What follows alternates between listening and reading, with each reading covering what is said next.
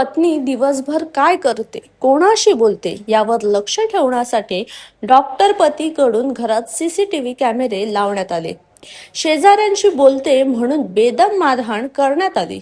अखेर सासरच्या छळाला कंटाळून अंबरनाथ येथील 26 वर्षीय विशाखा तिळकर यांनी आत्महत्या केल्याची धक्कादायक घटना समोर आली.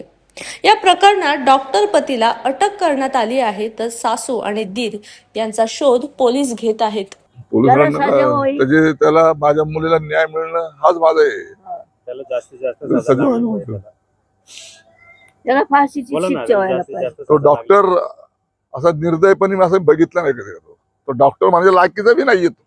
लग्न अधिकारी त्यांनी काही मागणी केली होती का त्यांच्याकडे? केलते मागणी, म्हणजे त्याला मानपान नाही दिला, काय नाही दिला. त्याची आई तर लग्नानंतर पूर्ण बदललेली. म्हणजे आम्हाला जो रिस्पेक्ट पाहिजे होतो, म्हणजे माझ्या मिसेसला आईने तर पूर्ण फसवले. एक तास फोनवर माझ्या मुली संग ती एक तास बोलत होती आणि ती तशी राहिली नाही लग्न झाल्यानंतर. मोठ्या सुनाला बी हाकलून दिले, पोराला म्हणजे माझी मुलगी कोणा संग थर्ड पार्टी संग बोलायची ती भीती होती. माझ्या आता जे सोसायटीतील लोक होते त्यांच्या संग बोलायची माझ्या मुलीला भीती होती. त्यांच्या संग बोललं म्हणून मारले. आज माझी मुलगी घराच्या बाहेर पडली असती, ती आज वाचली असते, माझ्या हातात असली असते. त्यांनी खोलून ठेवली.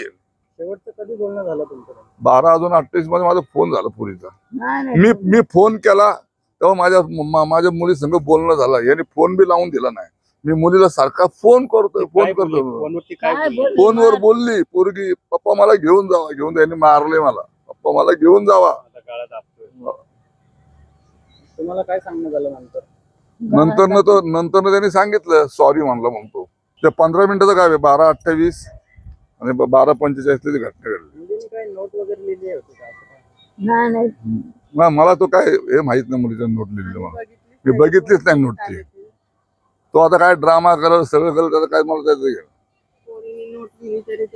माझी मुलगी असं करणारच नाहीये. ते मी माहिती आहे. मी आतापर्यंत 28 वर्षापर्यंत मी तिच्यापासून ती करणारच नाही, मला ही माझी गॅरंटी. आणि ह्यानीच गळा दाबून ह्याने मारलेलं आहे. पैसेवाले माझा गरीबाचा भाई मी रिक्षा चालवतो. त्यांनी त्याचं बरोबर त्यांनी हे केलं. तुम्ही राहता कुठं आणि मुलगी कुठं होती आता? मी राहायला शेंगरोड रोडला आहे, पुण्यामध्ये. पुण्यातून पुरीला अंबरनाथला पालेगावला दिले, ओम साई रिजेन्सी. पोरीला जातच होता लग्न झाल्यापासून. जसं ते पोरीला दिलं ना, तशी पोरगी तशी सुखानीच नाही. ती पोरगी 2-3 वेळा आली, मामाने घेऊन आली त्याला, जवळ आहे म्हणून. या बारीला त्या मामाने बी ऍडमिट केलं होतं. त्यांनी ते दवापाणी केलं आणि ते जसं दिलंय ना तसं तिला टोमने जात. तिला लग्न झाल्यावर एक घडीभर बी बसून दिलं नाही. कामाला लावली त्या पोरीला. एवढी शिकलेली मोलकरीण बाईसारखी तिला कामाला लावली.